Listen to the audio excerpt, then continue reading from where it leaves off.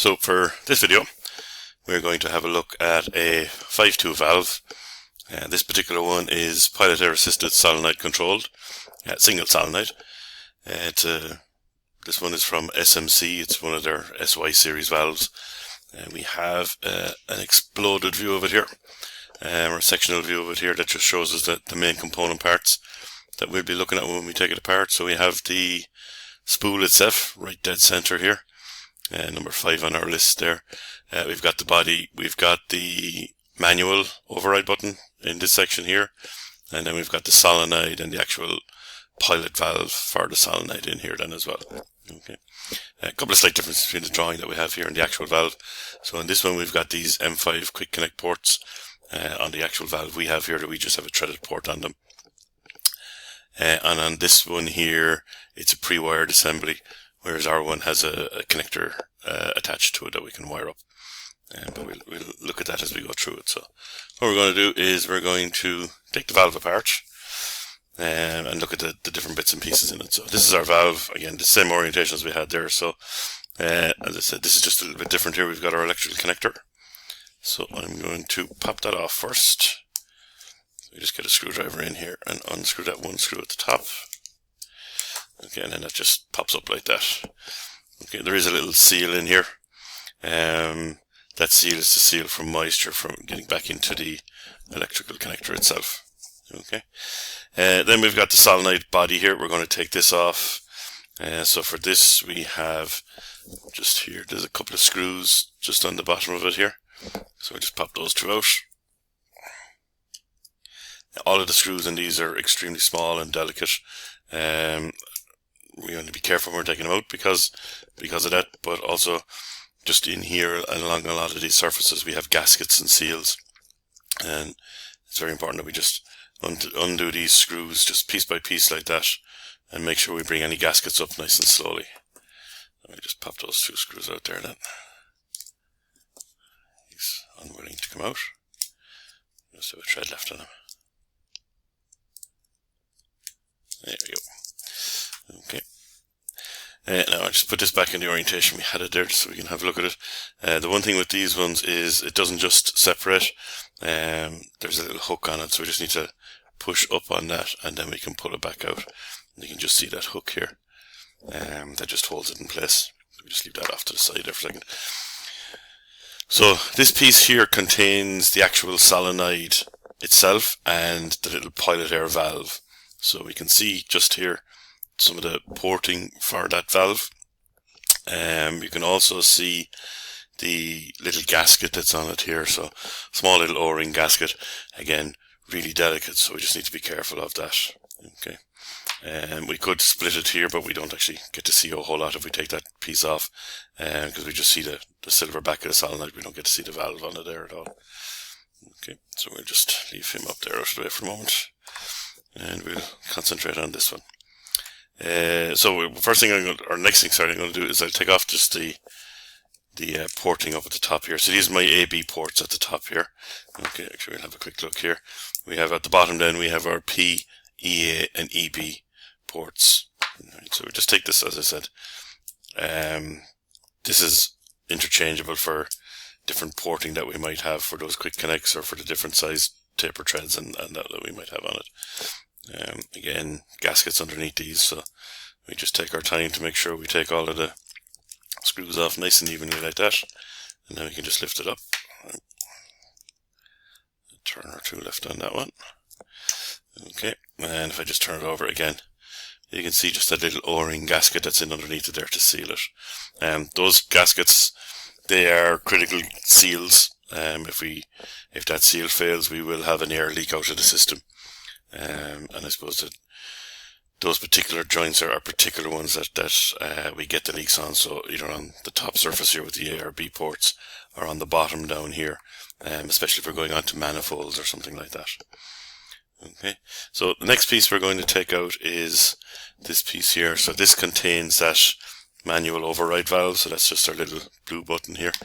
That allows us, if we press that button, it allows us to operate the valve manually without the electrical control.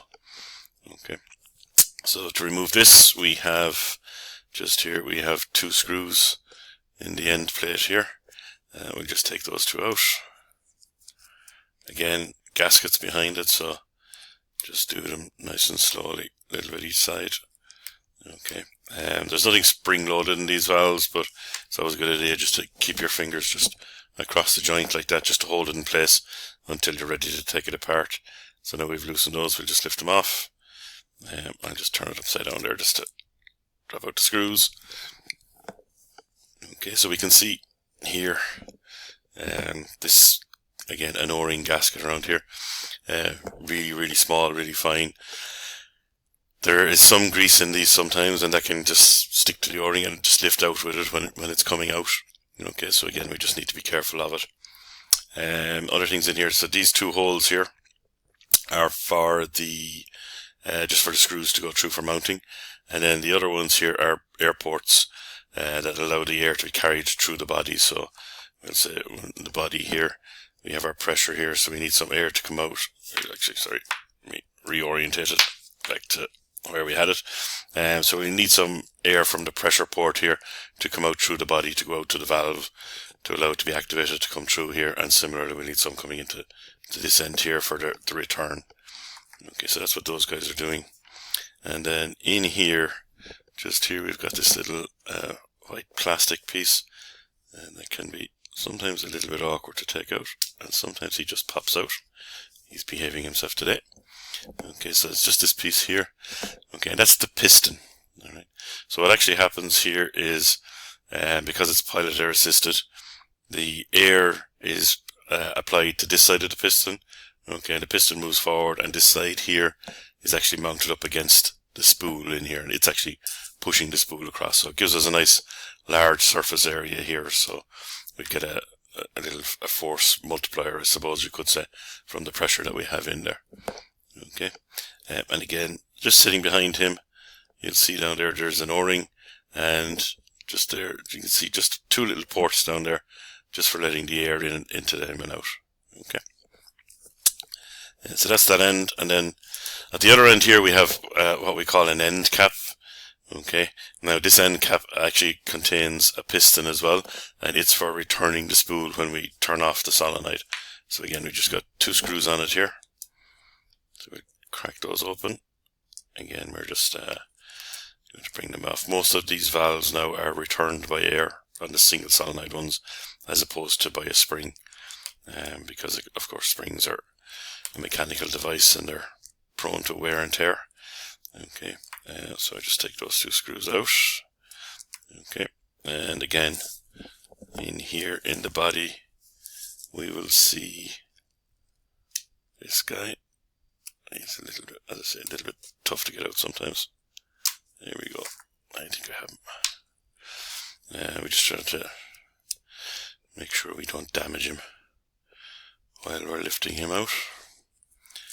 Just give him a little tap on the back. No, he's not for coming out today. We try with our little pliers. There we go. Okay. There's our O-ring there. It's actually missing off the other one. Just bring it up and pop it back onto it like that. There we go. Okay. So you can see this one is a little bit smaller. Okay, in size. That's just important for putting it back together. And the other thing we see here is on this one, you can see the O-ring gasket here. It's actually remained on the body in this one, and it's actually come out of the groove. So we're going to have to try and replace that back into the groove there. So what I'm going to do is I'm going to put the two of these back together and try and seat them like that. And then just before I bring it off, I'll just give them a little twist like that, and hopefully, there we go. Lovely. We picked up the O-ring and we managed to pop it in here. As I said, there's a little bit of grease in there on them, so they do just, sometimes they're just a little bit sticky. Okay, so we just give that a little rub there, make sure it's seated down properly, and all is good with it. Okay. So there's our two end caps, our two pistons. Pop the screws out of the way there for a moment. Last piece we just want to have a look at here then is the actual spool itself. So you can just see it in here. So I'm just going to get the screwdriver and just pop it out. And just as it's coming out, just be careful. as it's coming through the different ports and stuff, some of the O-rings just get caught a little bit, so we just want to be gentle with it and not damage the O-rings. But there's the actual spool itself. Okay, we just pop it all down here now. Hopefully we won't roll away too far and we can see it all laid out like that. Okay, so just to name them off again, this is our manual override portion. This is the piston for moving the spool. When he's sitting in there, he's actually sitting in, just hold him there in that orientation. Again, the smaller side here pushes against the spool. We've got the body, we've got the piston for the return, we've got the end cap, and then we've got the actual spool itself. So just on the spool itself, we've got the black rings, which are actually seals. So the 1, 2, 3, 4 in here, seal between the different ports in here. Okay, maybe if we throw the drawing up there, we might see that a little bit better. Okay, so you can see these ones here. So that's the 1, 2, 3, and 4. Okay, so you can see here between port 3 and port 2 that this O-ring here is creating that seal. Similarly here, it's just creating a seal here. And in this case here, 4 and 5 are open. So we're exhausting out here, and then 1 and 2 are open here, so we're supplying 1 to 2. So we're in the position of the symbol that we have up here. Okay, and then for operation, what will happen here is the spool will actually slide to the right in this case.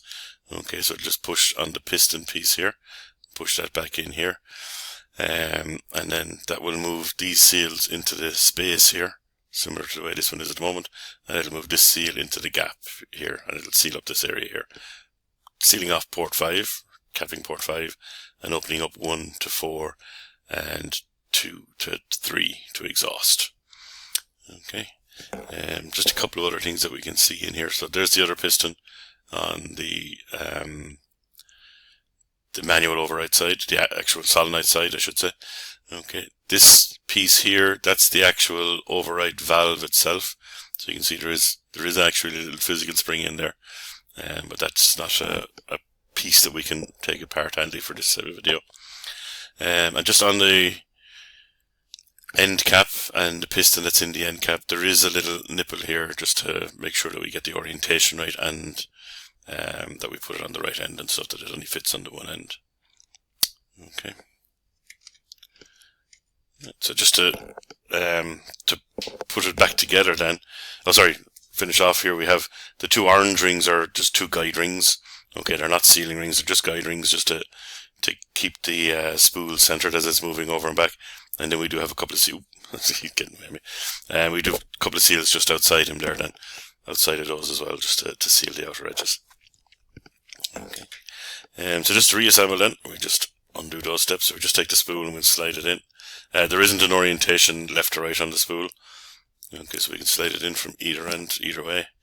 Again, just be careful, you can feel it just getting caught there, so just a little wiggle and a shake to get it into place. We'll drop the piston here.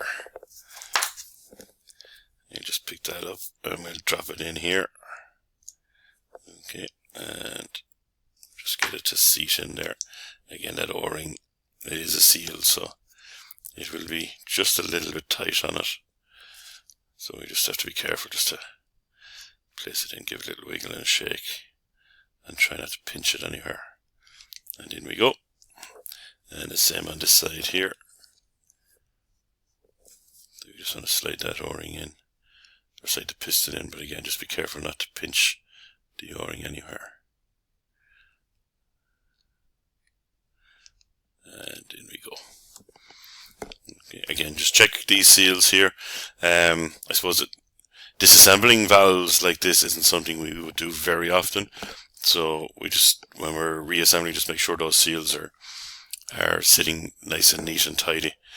Okay, we'll put the end cap on here first. It is keyed, so you can see here that it's keyed so that we can get it the right orientation. Right, we've got a little, it's my smaller screwdriver. We've got a little dowel hole just here and a little dowel just here, to make sure the orientation is correct. But unfortunately, so I've put it on like that, you can see it fits. And if I rotate it 180 degrees and put it on, it also fits. Okay.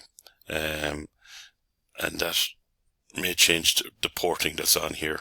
Okay, so the thing to be careful of is it has some writing on the side of it here, and we have some writing on the end of it here. Just keep the writing all orientated in the same direction.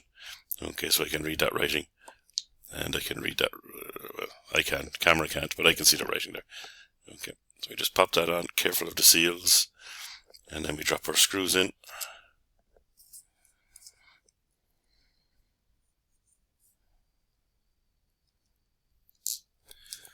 And then just tighten down on them, just a little on each side, like that.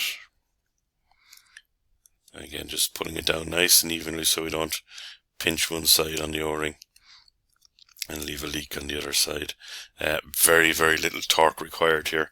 So you can see I'm just barely applying any torque to these to get them tight. Okay. And then we do the other side. Same thing with the orientation on this side. So again, we want to make sure, so in this case, the button is up at the top, so the writing facing in that direction. Okay, that's a little bit of a nuisance that they went to put in locating pins, but then allow you to change the orientation anyway. Okay, right, 2 screws in, and again we'll just tighten them down.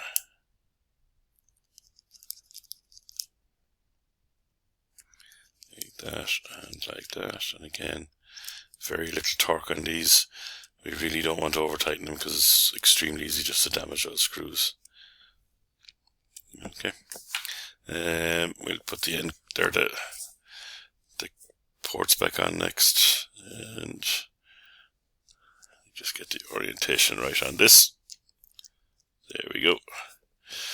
And my other screwdriver for this one, they're a little bit larger.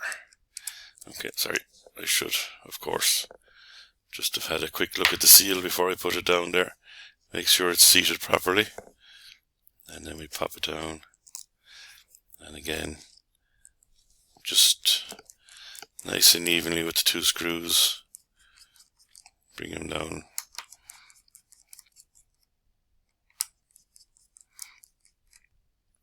And again, very little torque on it. So just those 2 fingers, and I'm just barely applying any torque to it. There we go. Okay.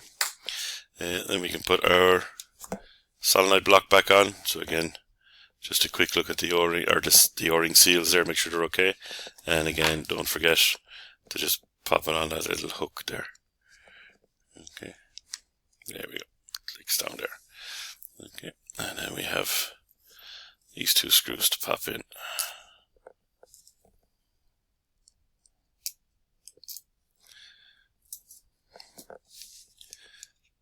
And as always with the seals, nice and evenly, both sides.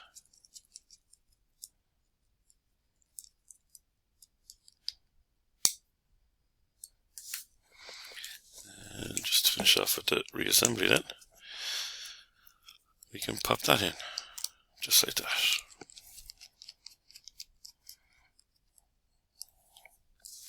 Okay, so that's our 5.2 pilot air assisted solenoid valve. As I said, with threaded ports on this particular one. Okay, sorry, 5.2 pilot air assisted solenoid valve, single solenoid.